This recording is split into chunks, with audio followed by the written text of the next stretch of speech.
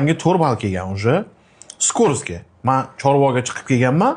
Chorvodan qaytgunimcha mana shu 4 balli shtraf yig'ib qo'yganman. Lekin men o'shani detalizatsiyasini ko'ra olmayapman. So'rasam, nima deydi? Sudga boring deydi.